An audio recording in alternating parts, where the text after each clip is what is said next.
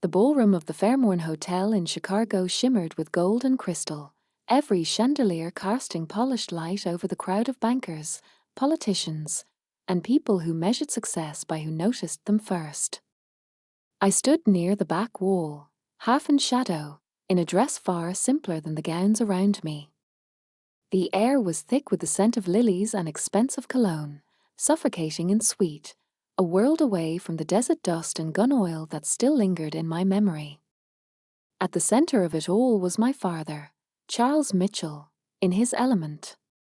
He had always thrived in these spaces, shaking hands too firmly, laughing too loudly, and puffing out his chest as if sheer confidence could buy him more influence. He spotted me across the room, wineglass in hand, and with a careless flick of his wrist motioned toward me as though I were some accessory he'd rather not claim. "She's just military waste," he chuckled, voice carrying easily over the low murmur of conversations. "We keep hoping she'll grow out of it."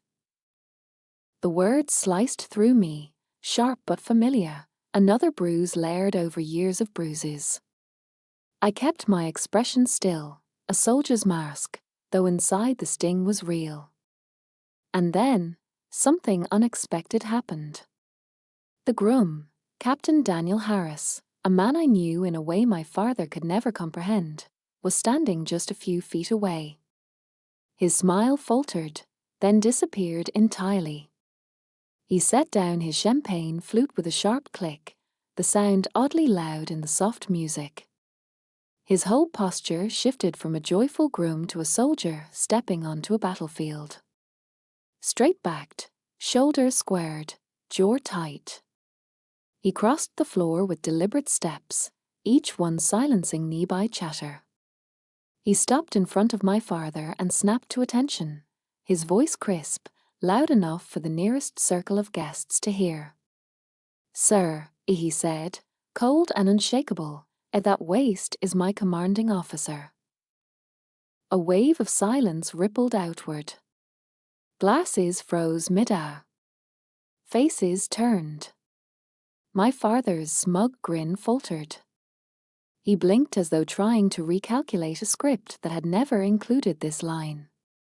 But to understand why those words mattered, why they landed with the force of a grenade, you need to know what came before, the two worlds I lived in, the double life that had been colliding for years. The first spark of this collision began months earlier at one of my father's favorite traditions, a Mitchell family dinner in our hometown of St. Louis, Missouri. His voice always carried most strongly at that table, booming with self-satisfaction. That evening, his prized possession wasn't a car or stock portfolio, it was a wedding invitation. "Look here," he announced, sliding the thick embossed envelope across the table like a poker player revealing a winning hand. "Captain Daniel Harris. West Point graduate. Soon to marry Senator Whitmore's daughter. Now that is a man with a future." The room hummed with admiration. My mother gave her polite approving smile. My brother, Andrew, lifted his glass in a mock toast. And then my father turned his eyes on me, the same eyes that had once glowed with pride when I took my first steps but had long since cooled into disappointment. "This is the kind of man you should have chosen, Emily," he said, his tone dripping with the kind of condescension he wielded like a weapon. "Not wasting your best years playing dress-up in that little khaki uniform." The invitation sat between us on the table like evidence in a trial, and I was the defendant. He thought he knew everything, that I was an afterthought at the edge of this celebration, a pity guest at the wedding of someone he respected. What he didn't know was that Captain Harris wasn't just a groom to me, he was a soldier under my command. He had personally requested my attendance. But in my father's world, my life's work was nothing more than a phase, something he expected me to grow out of, the way other girls grew out of dolls or diaries. That dinner stayed with me long after the plates were cleared. I remembered the pitying glances, the stifled laughter, the way my father reveled in his script of disappointment. I had lived that script all my life, the golden son Andrew. With his high-paying job at an investment firm, paraded as proof of our family's legacy. The forgotten daughter, me, dismissed as reckless for choosing service over profit. But what they never saw, what they could never understand, was the other life I lived. A life inside secure rooms with no windows, screens glowing blue, voices crackling through encrypted channels. A life where my name wasn't Emily Mitchell, the family embarrassment. It was Valkyrie, a call sign spoken with respect in places my father couldn't even imagine. A life where the men and women under my command trusted me not just with their missions, but with their lives. Two worlds, colliding. And my father, blind and arrogant, was about to step into mine without even knowing it. There's a room on Fort Liberty, North Carolina, that swallows sound. No windows. No clocks. Just the breath of cooling fans and the glow of mission feeds stitched across a wall of glass. In that room, no one calls me Emily. They call me Valkyrie, and when my voice cuts in, people move. On the night my father paraded that wedding invitation at dinner, I was back here before dawn, badge to scanner, palm to plate. The door side shut behind me and the world narrowed to data. Satellite passes, Blue Force trackers, human summaries, a weather cell rolling hard over a brown ridge line 8 time zones away. I set my coffee down and slid on the headset. Archangel 1, Valkyrie on net, EI said. Status. Static crackled, then Captain Harris came through. Steady, clipped, the way you get when adrenaline is an old friend. Archangel 1 copies. Movement detected east of the Dry Creek. Possible patrol. We're not compromised yet, but conditions are trending ugly. I pulled up the ISR feed, nudged the drone 3 degrees, and the picture sharpened. 4 heat signatures, staggered, rifles low. Locals. Curious or hunting, it didn't matter. Curiosity can become tragedy with a single wrong step. Archangel, shift bearing 07. You'll hit a stand of mesquite that masks you from the village ridge. Hold for 30, then cut south to the wash. I'm tasking Bird 2 to paint you an exit. Copy stand, copy wash, a Harris replied. No panic. Just trust. The room around me was all discipline and restraint. Intel officers parsing silent notes, a comm sergeant counting off seconds with his thumb, our ops NCO squinting at the weather overlay like he could glare the wind into changing course. My father would never see it, this orchestra of quiet competence where rank is earned each hour and respect is a currency you pay in full. Valkyrie, we've got movement at our 6. Harris again. Recommend alternate exfil. I ran the numbers, the timing, the terrain, the 1,000 tiny if-thens that live in the bones of anyone who's ever held someone else's fate. Alternate approved. Marking Echo Gate at Grid Delta 4. Window is 90 seconds. Say again, 90. If you miss it, we pivot to contingency frost. He didn't ask what frost was. He knew. Everyone in the room knew. Frost meant the sky opens and the world gets very loud. It meant debts you can't pay off with thank yous. Roger Echo Gate, a Harris said. His breathing slowed, a metronome settling. Moving. The drone drifted forward. On screen, the 4 curious men bent to examine fresh prints and, mercifully, chose the wrong fork of the wash. My fingers hovered above the keyboard, ready to kick off frost, my other hand already reaching for the red binder that meant things had truly turned. The seconds crawled, then sprinted. Valkyrie, Echo Gate achieved, a Harris exhaled. We're clear. A pencil I hadn't noticed I was holding loosened in my grip. Around me, shoulders dropped a fraction. You don't cheer for dodged bullets. You log the lesson and move the mission forward. Solid work, EI said. Hold south until you hit the dry stone wall. Push west to the orchard. Bird 2 will ride shotgun. Call when you see the paved road.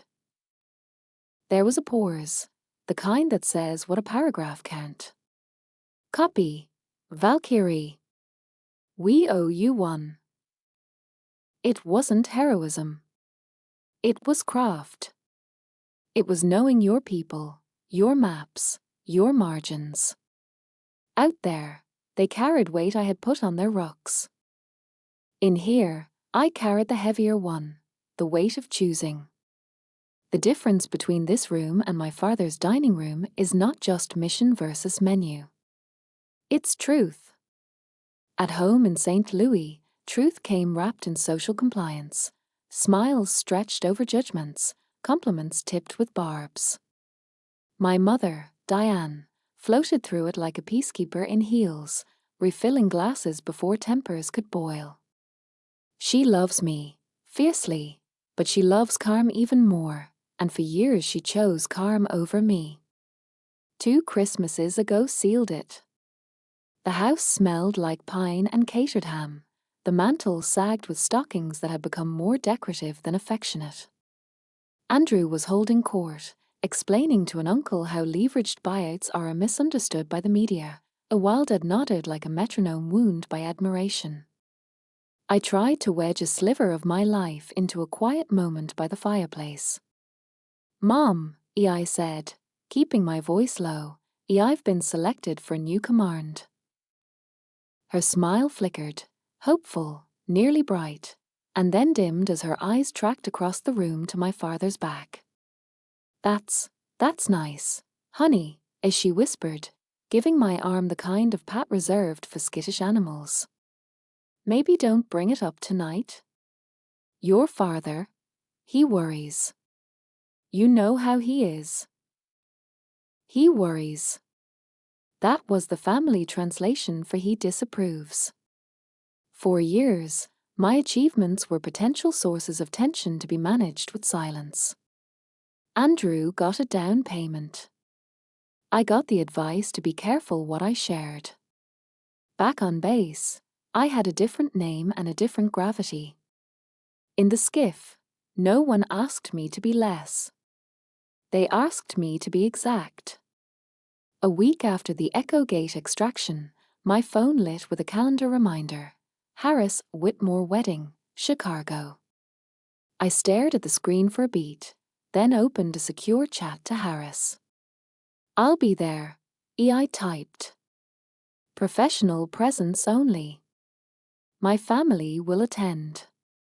They do not know my role. Maintain distance, unless necessary. Understood, he replied. Then, after a second bubble, a chain of command doesn't come off with the dress shoes. I let that sit in my chest a moment longer than I should have. The plan I built for the wedding was simple, as the cleanest plans are. Wear a dress that lets me vanish. Stand where sightlines are terrible and egos are best fed. Let my father perform. If a moment came, let reality speak with its own voice. Not revenge, correction. In my world, you don't force recognition. You set conditions and let truth land on its own time. On the flight to Chicago O'Hare, I watched clouds roll like surf beneath the wing and rehearsed what I would not do. I would not argue. I would not plead. I would not translate the language of risk and duty into something they could stomach over cocktail shrimp. I would keep my hands open and my spine straight. And if the universe offered a window, I would not look away. The hotel was all marble quiet and velvet chairs, the kind of place where whispers are designed to carry. I checked in under my full name, because hiding had never helped, and let the elevator lift me into a night threaded with crystal light and practiced laughter. Somewhere below, in the room with no windows, a red binder still waited for my signature. Somewhere above, a chandelier hummed over a dance floor where my two lives would finally see each other, face to face. And I, Valkyrie, daughter, commander, disappointment, protector, would stand between them and decide, at last, which voice I would let define me. The ballroom in Chicago gleamed like a theater set the night of the wedding. Golden light pooled under chandeliers, polished marble reflected every sparkle of jewelry, and the hum of elite conversation swirled like a rehearsed symphony. For my father, Charles Mitchell, this was paradise, an arena where he could perform his role as a man of influence, brushing shoulders with senators, tech executives, and anyone whose name carried weight. For me, it was a battlefield. Not of bullets or sand, but of perception, pride, and truth. I hadn't come to fight. I had come to let gravity work, to let my father walk straight into the truth he had refused to acknowledge. The plan required no weapons, no grand gestures, only silence, patience, and the chain of command. I wore a simple black dress, deliberately plain among gowns dripping with sequins. My role was to disappear, to be the awkward daughter dragged along, the one no one quite knew what to do with. That role had been carved into me for years, and now I wore it like a disguise. Step 1. Vanish into the background. Step 2. Let my father perform. Step 3. Allow the truth to strike when the time was right. The music swelled, champagne flowed, and everywhere I turned, people smiled too wide. My father thrived in the performance, his laugh carrying across the room, his glass raised in mock toasts to Senator Whitmore, the father of the bride. Every so often his gaze would find me. He'd smirk, eyes narrowed in that mix of pity and disdain, as if my very presence confirmed his narrative of failure. I didn't flinch. I watched. I studied. The way a commander studies enemy movement before the strike. Weeks before, when Captain Harris invited me formally to the wedding, our conversation had been measured. We were in separate secure rooms, the blue light of screens washing over our faces. He said over video, his posture rigid even off duty. It would mean a great deal to me, and to my fiancé, if you could attend. I nodded once. I'll be there, Captain. But understand this, my family will be present. They don't know who I am in this context. For your sake, and hers, we keep distance. Understood? He hesitated, then squared his jaw. Crystal clear. But his voice softened, though the steel remained. Respect for the chain of command doesn't end when I put on a tuxedo. The trap, then, was set. At the wedding, I drifted between groups, listening. My father, ever the showman, circled with his usual flock, congressmen, CEOs, their polished wives. He was building to his favorite trick, the well-practiced lament about his disappointing daughter. I knew the script. First, vague jokes about my government job. Then sighs about how I refused to settle down. Finally, the dagger, his dismissal of my service as nothing more than wasted potential. I leaned against a marble pillar, arms relaxed at my sides, my face neutral. I had played this role for decades. I could endure it for 10 more minutes. Honestly, a Charles Mitchell said, voice rich with false camaraderie, ignore her. She's just military trash. The words hung in the air like a gunshot. A few polite chuckles, strained and uncomfortable. I stayed still. Not a twitch. Not a blink. But from across the room, Captain Harris heard. His smile, the one he had practiced all night for greetings and photos, vanished. He placed his glass on a parsing tray with a sharp click. He moved with deliberate calm, each stride cutting through the crowd, conversations faltering as he passed. The music seemed to dip, the air thicken. He was no longer a groom. He was a soldier. He stopped directly in front of my father, spine straight, heels together, and in the sudden quiet his voice rang with clarity. "Sir," he said, "that trash is my commanding officer." The silence spread, heavy and undeniable. Faces turned, confusion rippling. My father blinked, his mouth opening but no sound coming. Captain Harris didn't look at him. His eyes were fixed at a point just over his shoulder, every inch of him military precision. "Major Emily Mitchell," he continued, voice hard as steel. "Commander of the unit I serve in. The one we call Valkyrie." Gasps. A few sharp intakes of breath. The name carried weight. Some in that room knew it, others only sensed its gravity. Then Harris turned, pivoting sharply until he faced me directly. He gave a formal nod, crisp and public, the kind of acknowledgement that could never be mistaken for anything but deference. It wasn't a word. It was a verdict. My father's face drained of color, his smugness collapsing into confusion, then horror. The room's attention shifted, slowly at first, then like a tide turning, away from him and onto me. Senator Whitmore stepped forward, his expression grave but warm, and extended his hand. "Major Mitchell," he said, his tone heavy with respect. "My son-in-law speaks of you often. He says he owes you his life. It is an honor to meet you." In that moment, everything shifted. The power my father had been chasing all evening, status, recognition, respect, slipped through his fingers and landed squarely in mine.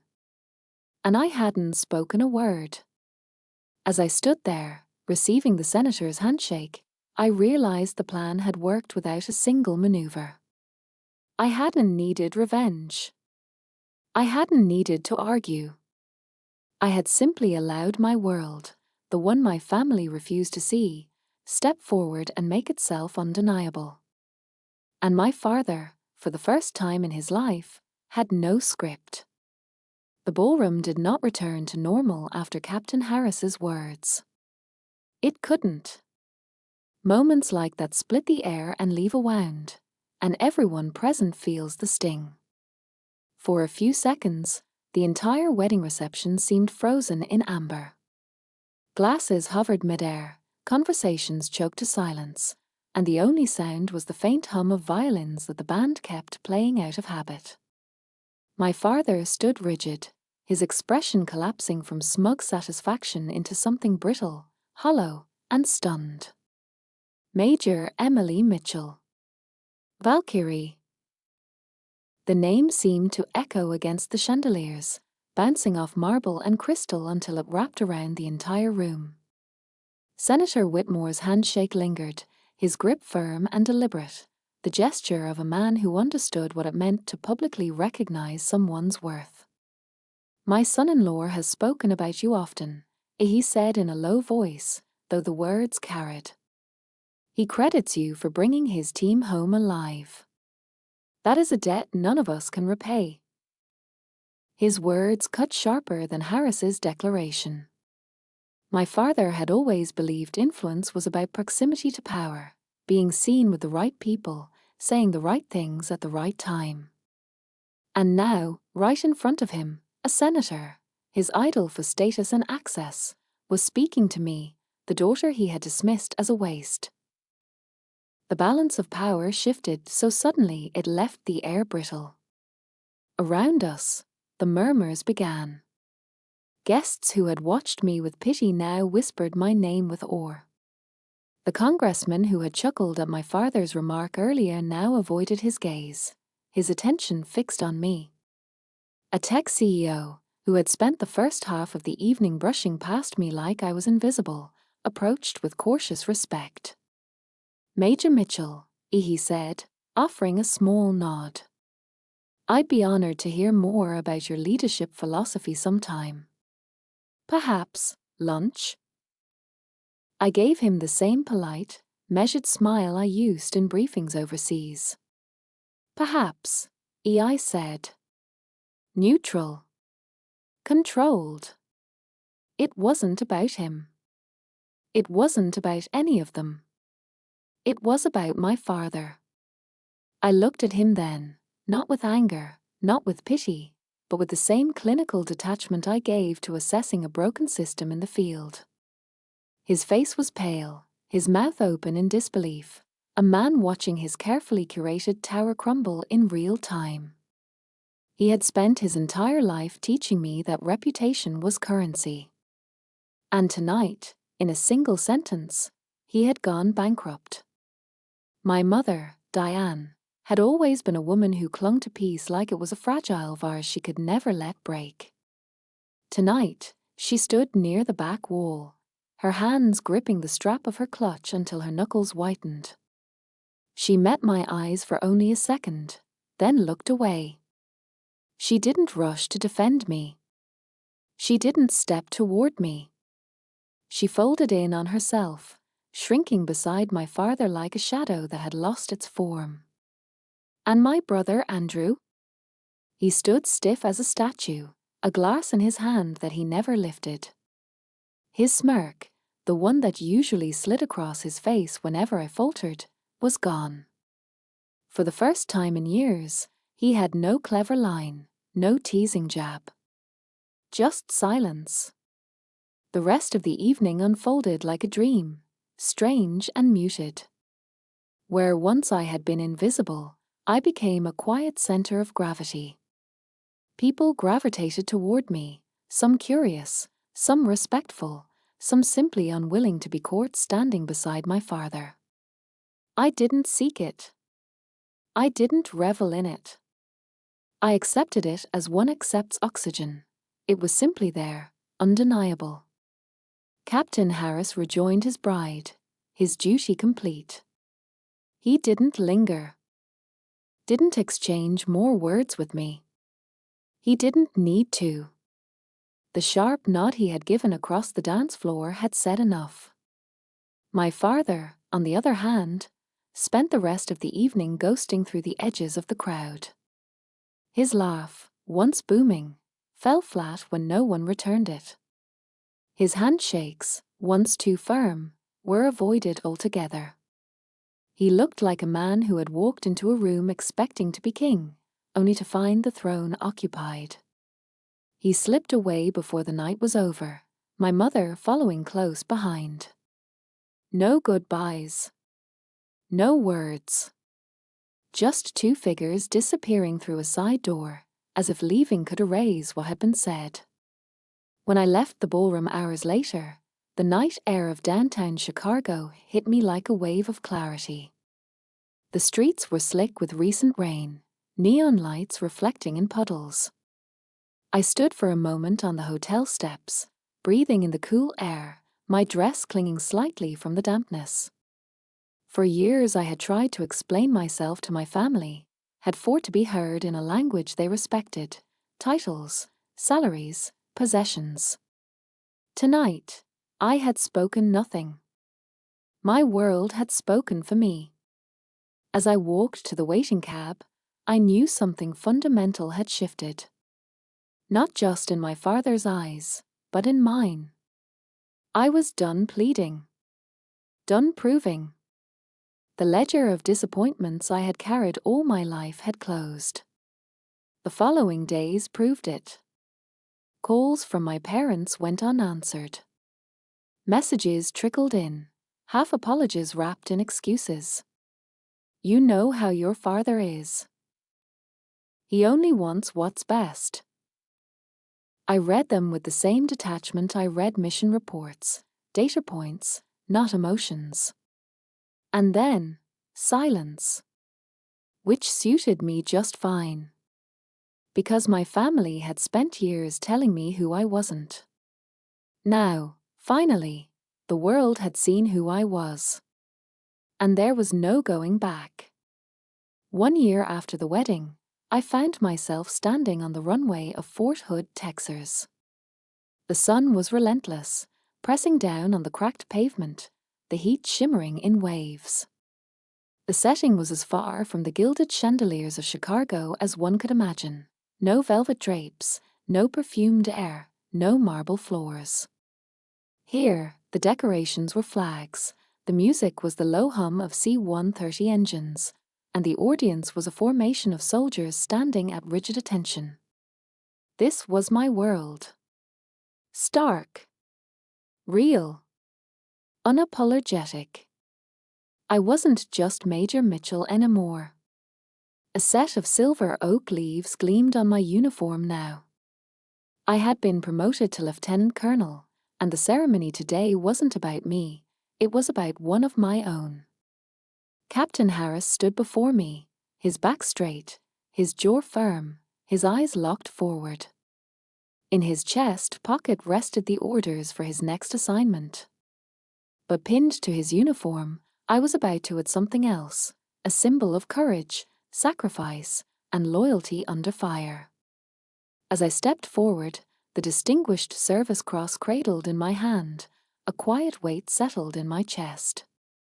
I had read the after-action reports. I had spoken with every member of his unit. I knew what Harris had done in that valley halfway across the world. And now, I had the privilege of honoring him in front of the people who mattered most, not senators, not CEOs, not my father's flock of sycophants, but the brothers and sisters in arms who understood what sacrifice truly meant. Captain Harris, ere I began, my voice carrying across the runway, sharp and steady. In the face of overwhelming odds, you demonstrated courage beyond the call of duty. You placed yourself between your men and certain death. You refused to leave anyone behind, and in doing so, you upheld the highest values of this nation and this army. I paused, letting the silence stretch, the weight of the moment settle into the bones of every soldier present. It is my honor, on behalf of a grateful country, to present you with the Distinguished Service Cross. I leaned forward and pinned the medal onto his uniform. His salute snapped like a crack in the air, crisp, unyielding. For a moment, our eyes met, just long enough for a quiet exchange of respect to pass between us. No words. None needed.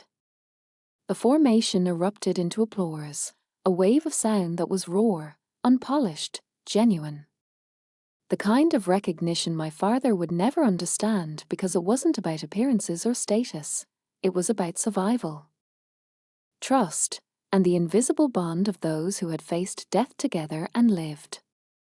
Later, after the ceremony ended, I stood in my new office overlooking the airfield. The space was larger than my last, but still utilitarian. Maps on the walls, stacks of folders, a cot folded neatly in the corner for long nights. No chandeliers. No polished oak. Just a view of the runways where missions began and ended. On my desk was a framed photo, not of my parents, not of Andrew with his tailored suits and shallow smirk. It was a picture of my team. Taken in the aftermath of a brutal operation, we were covered in dust, uniforms torn, faces streaked with exhaustion. And yet we were smiling, every one of us alive, every one of us together.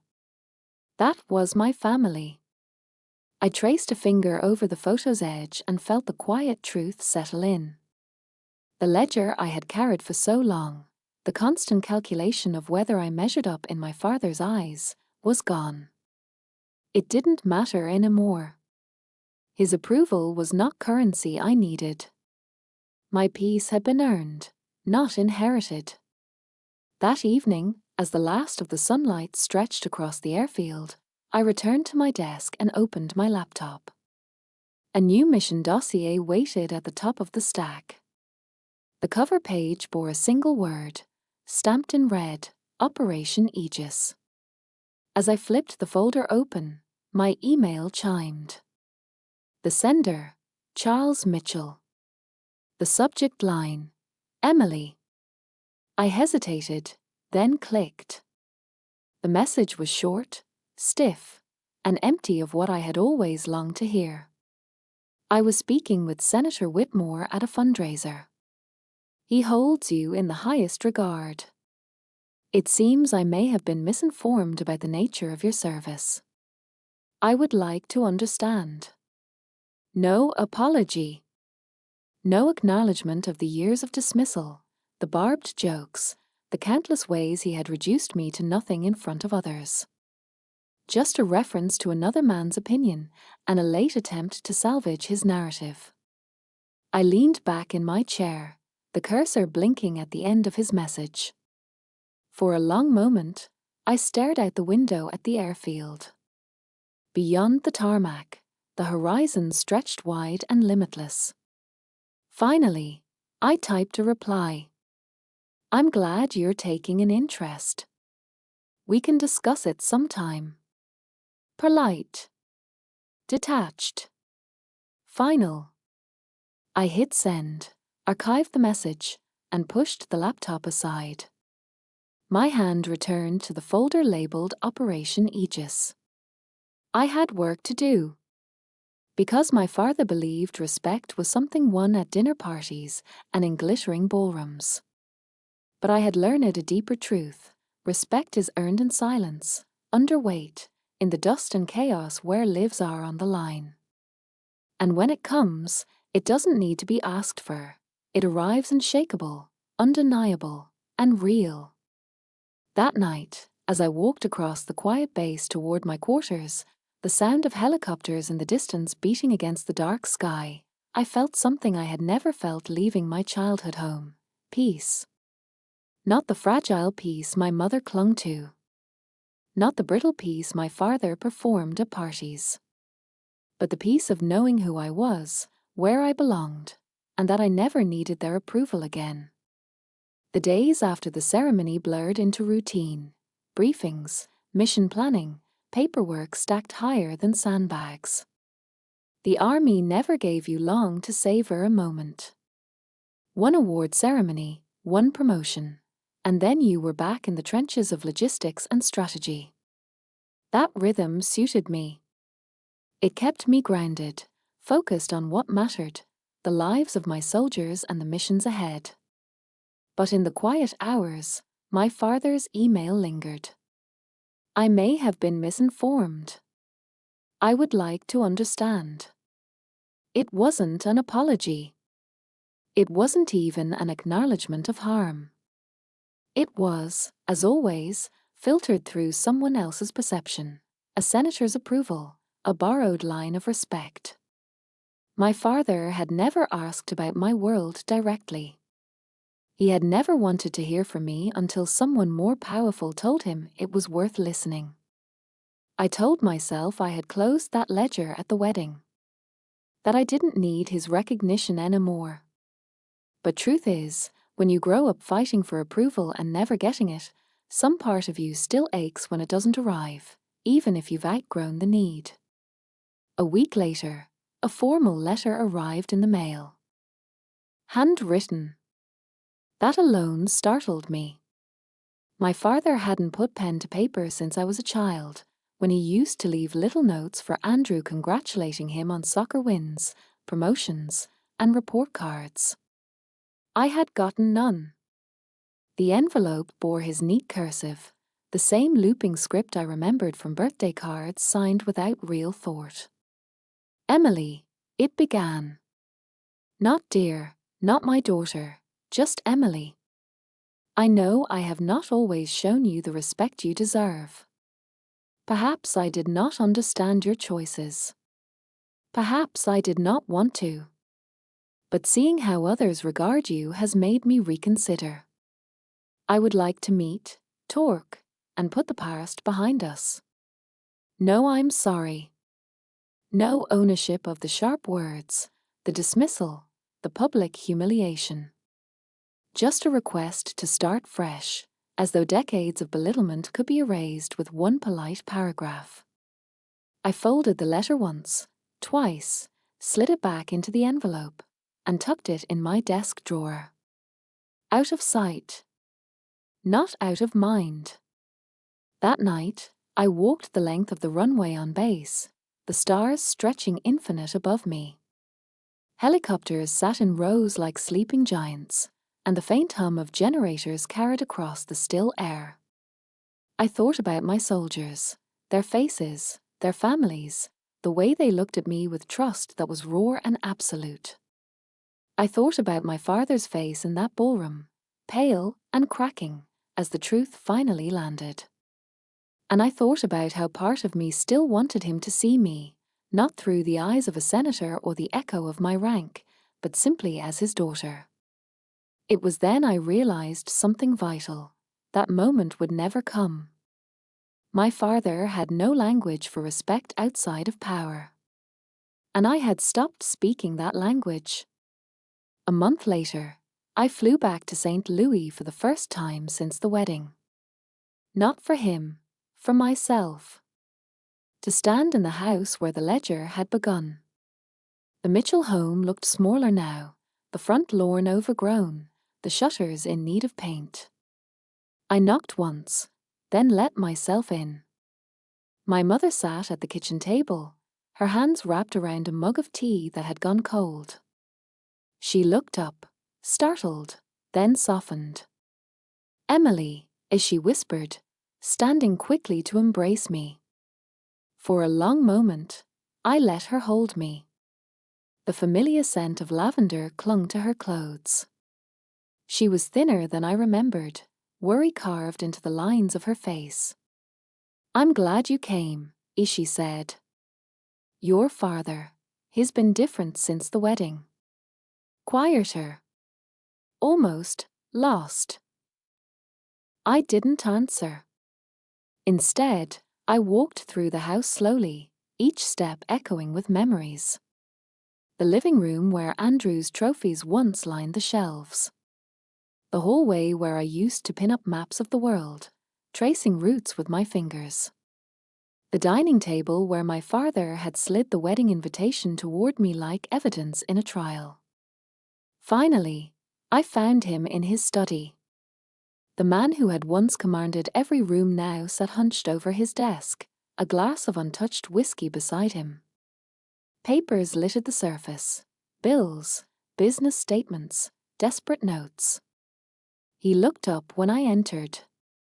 For the first time in my life, Charles Mitchell didn't look like the towering figure of authority. He looked old. Small. A man undone by his own illusions.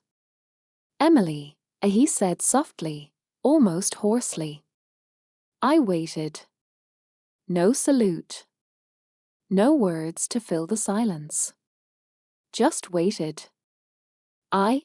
He stopped, swallowed. "I don't know how to do this. I don't know how to fix what I broke." It wasn't the apology I had longed for. But it was the first crack in his armor. "You don't fix it," I said quietly. "You acknowledge it. You own it. You live with it." He nodded, his gaze falling to the desk. His hands trembled slightly. For once, there was no performance. No audience. No senator to impress. Just us. When I left that house, I carried no grand reconciliation. My father and I were not suddenly healed. But I no longer carried the ledger. The weight had shifted. He could live with his regrets. And I could live with my peace. As I drove away, the road stretched out in front of me, endless and open. The army awaited, my soldiers awaited, my true family awaited. And for the first time in years, I wasn't looking back. The first briefing for Operation Aegis began before sunrise. The room was cold, the projector humming softly as maps and satellite images splashed across the wall. My team sat in rigid rows, their notebooks open, pens poised, eyes locked on me. They weren't just soldiers, they were my family, and in their silence I felt something stronger than obedience: trust. The mission was unlike any we'd taken in months. Intelligence suggested that a weapons convoy was moving across hostile terrain, escorted by a militia that had grown bolder with every passing week. The objective: intercept, neutralize, and recover sensitive tech before it reached the wrong hands. Straightforward on paper. But the margin for error? Razor thin. I tapped the laser pointer against the screen, circling a choke point along a rugged valley road. This is where they'll be most vulnerable, EI said. But also where we'll be most exposed. Timing is everything. If we're early, we risk detection. If we're late, we lose the target. That leaves us with a 90-second window. A low murmur rippled through the room, soldiers doing the math in their heads. 90 seconds. It was nothing and everything all at once. I let the silence hang, then added, We've trained for this. We've done harder. We'll execute clean, and we'll come home together. Questions? There were none. In the days that followed, I lived inside that mission. Sleep became shallow, meals an afterthought. Every moment was consumed with rehearsals, contingencies, endless what-ifs. My call sign, Valkyrie, was whispered across secure lines as intel updates trickled in. Still, in the back of my mind, the ghost of my father's letter lingered. His words, I would like to understand, rose at odd times, like static on a radio. During drone feed analysis. During late-night strategy reviews. During the long jogs I took around the perimeter fence, pounding the earth with the weight of 1,000 unspoken things. It wasn't distraction. It was fuel. Each time his voice crept into my memory, I reminded myself that my worth didn't rest in his hands. My worth was standing in front of me in the faces of the soldiers who trusted me with their lives. The night before the operation, I gathered my team one last time. We sat in the dim light of the barracks common room, the buzz of fluorescent bulbs overhead. Harris sat at the edge of the group, posture relaxed but eyes alert. I spoke slowly, choosing words like ammunition. Tomorrow, we walk into risk. That's the job. But risk is not recklessness.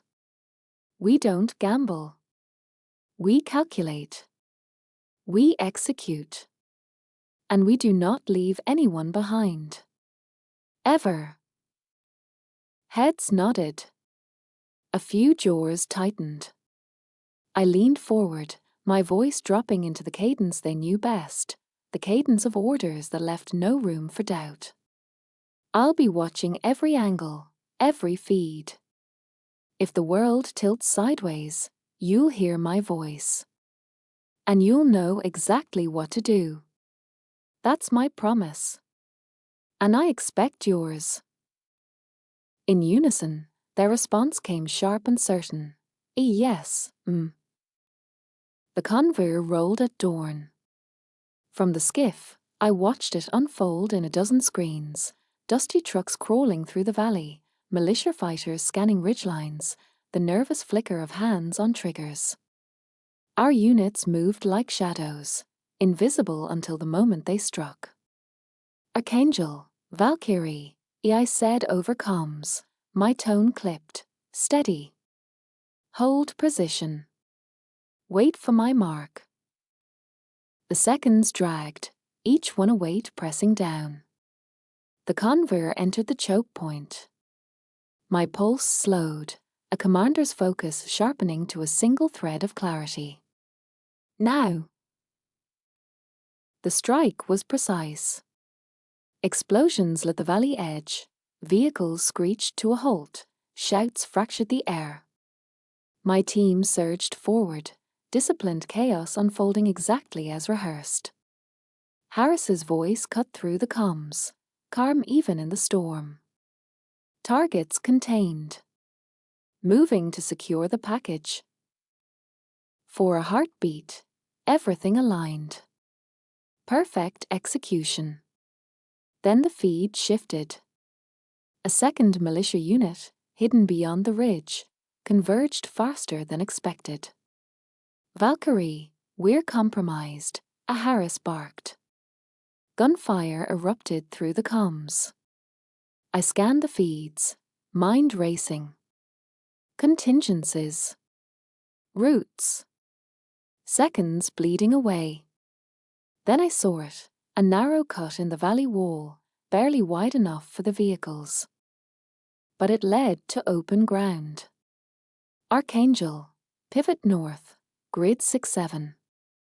Move now. That's your exit. Copy north. Harris's voice was strained, but firm.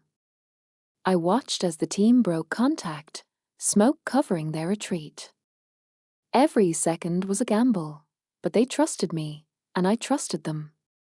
When Harris's voice came through again, a conveyor secured, exfil underway, the room exhaled as one. Hours later, when the team rolled back through the gates of the base, battered but alive, I felt the same surge of relief I always did. Not triumph. Not glory. Just relief that my people were safe. On the runway, Harris approached, dirt streaked across his face, uniform torn at the sleeve. He saluted sharply, then lowered his hand. He said, voice quiet. You saved us again. I shook my head. No, Captain. We saved each other. That's how this works. That night, alone in my office, I opened the desk drawer where my father's letter still Saturday. I unfolded it once more, reread the neat cursive words. I would like to understand. I thought of the mission, of the way my soldiers had trusted me without hesitation. I thought of Harris's salute on the runway, his simple gratitude. And I realized, finally, that my father's understanding was irrelevant. He didn't need to understand. Because I already did. And so did the only people who mattered. After Operation Aegis, the tempo of life didn't slow. It never did. Missions ended, reports were filed, medals pinned, and then the cycle began again. Yet amid the constant motion, something inside me had shifted.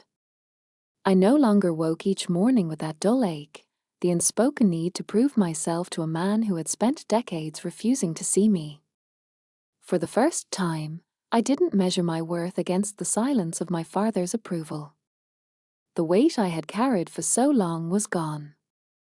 But life, I've learned, always tests you when you think you're steady. It came one evening in early autumn. I had just finished a 12-hour day at Fort Hood, mission rehearsals, casualty simulations, and endless paperwork. The Texas sun was melting into the horizon, the sky painted in streaks of gold and violet. I stepped into my quarters, ready for a shower and an hour of quiet, when I saw the envelope. It was sitting neatly on my cot. No postmark, no delivery slip. Just my name, written in the same looping script I'd seen all my life. Charles Mitchell. I sat down slowly, running my finger across the envelope. For a moment, I considered tossing it into the trash unopened. But something, habit, duty, unfinished business, made me slide my thumb under the flap. Inside was a single sheet of paper. Emily, I don't expect forgiveness. I don't expect we can undo the years. But I need you to know something. When Harris stood up for you at that wedding, I felt a crack in the story I told myself about you. I thought success meant influence, connections, being in the right rooms with the right people. That's the story I lived my whole life. But seeing you, seeing how others follow you, respect you, I realized I had been blind. I won't ask for another chance. I just wanted you to know that I see it now. I see you. It wasn't flowery. It wasn't polished. For once, it didn't sound like he was performing for an audience. It sounded like a man finally stripped of his armor. I folded the letter carefully and set it on my desk. And then, without warning, tears pricked my eyes. Not because I needed his words, but because for the first time in my life, he had written them without trying to impress anyone else. That weekend, I drove back to St. Louis. Not for closure, not to reopen wounds, simply to see what remained. The house looked smaller still, sagging under the weight of years. My mother greeted me at the door, her arms wrapping around me so tightly I could feel her heart beat against mine. Her relief was palpable, like she had been holding her breath since the wedding. "He's waiting for you," she whispered, her voice trembling. I found my father in the living room, sitting in his armchair, a blanket draped across his knees. He looked older than I remembered. The sharpness in his eyes had dulled, replaced by something almost fragile. For a long time, neither of us spoke. Finally, he cleared his throat. "I wasn't a good father to you," he said, his voice low, shaky. "I measured you by the wrong things. And I let my pride, my ignorance, turn me against you. I see that now." I didn't rush to answer. Instead, I let the silence stretch, heavy but honest. "You hurt me," I said finally. My voice didn't break. It was steady, measured, like giving a field report. "For years, you made me feel like nothing I did mattered. Like my service, my sacrifices, weren't enough. And I believed you for too long. But I don't anymore." His eyes glistened, but he nodded. "I don't deserve forgiveness. But I wanted you to hear me say it." I stood there for a moment, looking at the man who had shaped so much of my pain. And for the first time, I realized I didn't need to fight him anymore. I didn't need his apology to be whole. I had already built that wholeness myself, in the dust of battlefields, in the trust of my soldiers, in the quiet strength of my own resolve. "I don't know what forgiveness looks like for us," I said softly. "But I can give you honesty. And I can give you peace." I reached out, resting my hand lightly on his shoulder. His eyes closed, a shuddered breath escaping as though he had been waiting his whole life for that small gesture. That night, I slept in my old room for the first time in years. The posters were gone, the furniture rearranged, but the echoes remained. I lay awake for a long time, staring at the ceiling, listening to the familiar creaks of the house. And I felt free. Not because my father had finally admitted his failures, but because I no longer needed to carry them. Back at Fort Hood, life moved forward. Operation Aegis was complete, but new missions loomed on the horizon. My soldiers trained harder, leaned on one another, and trusted me without question. They were my family. They were the proof of everything I had fought for. On my desk, next to the dusty photo of my team, I placed my father's letter. Not as a wound. Not as a trophy. Simply as a reminder of what I had overcome and of the power of finally being seen, even if it came too late. As I closed my office blinds that evening, helicopters rumbled across the darkening sky. Their rotors beat steady, like a promise.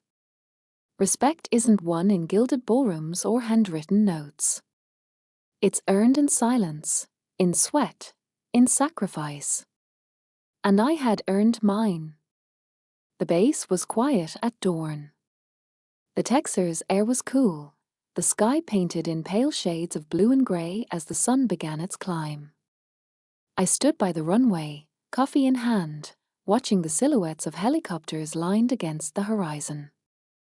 Each one represented a story, missions completed, risks taken, lives changed. This was my world now. Not the polished ballrooms of Chicago, not the suffocating dining room in St. Louis, but here, where respect wasn't spoken about in toasts or handshakes, but proven in sweat, in silence, in trust. For years, I had carried the weight of a ledger, measuring myself against a father who refused to see me. I thought that if I achieved enough, fought hard enough, sacrificed enough, I might earn his approval. But approval is not the same as love. And love that must be earned isn't love at all. It took me 3 decades, a wedding, and a war zone to learn that. I walked back to my office, the halls already humming with movement.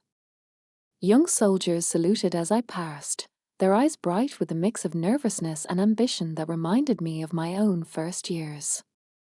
I returned each salute with steady calm, silently willing them to carry their own weight with pride, not for me, not for their families, but for themselves.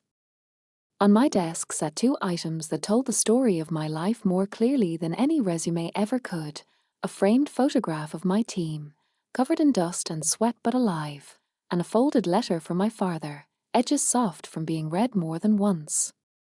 That letter no longer stung. It no longer defined me. It was just a reminder of where I had come from, of what I had endured, and of the peace I had built on my own terms.